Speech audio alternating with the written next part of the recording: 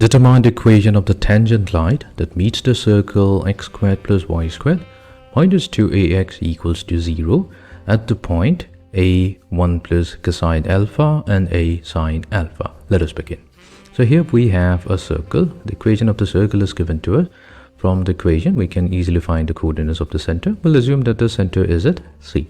We have a line which is tangent to the circle, let's say at the point A, and the coordinates of that point is given to us. So that's A multiplied to 1 plus cosine alpha, and the y coordinate is A sine alpha. Our goal will be to determine the equation of this tangent line. Now, how shall we find out the equation of the tangent line? All we have to do is use the point form of the tangent line. So let's quickly go through the point form of the tangent line. The point form is given by the equation x times x1 plus y times y1 added to g multiplied to x plus x1 plus y, f multiplied to y plus y1 plus the constant c equals to 0. Now here x1 comma y1 will correspond to the point of coordinates of the point of contact, so that will be the coordinates of point A, and here g and f will be the coordinates of the center, which is denoted by negative g comma negative f, and c is a constant which will be used to find out the radius, although we don't need the information regarding the radius. Anyways, let's come to the problem.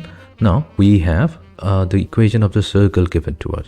We have the equation x squared plus y squared minus 2ax equals to 0.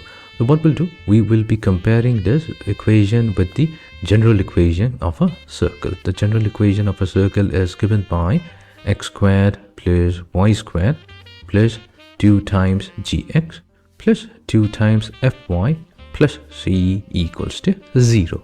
Now if we compare this, we are going to get 2g, that will be equivalent to negative 2a, which means that the value of g comes out to be negative a.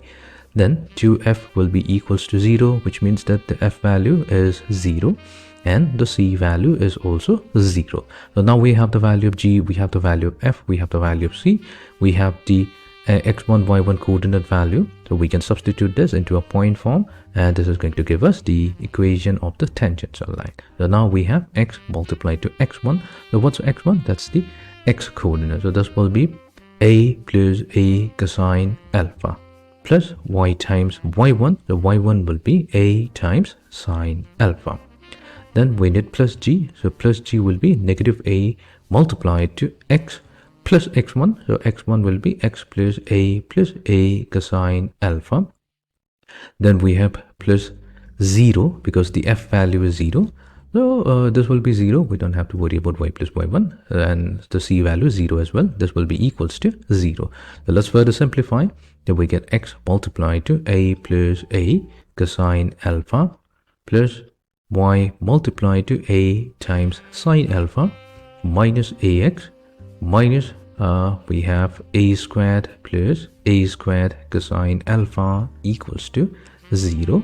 So we're going to combine this negative ax with this particular x, and we will get x times a cosine alpha plus y times a sine alpha minus we have negative times of a squared plus a squared cosine alpha equals to 0, and this is going to be the required equation of the tangent, which is tangent to the circle at the point A.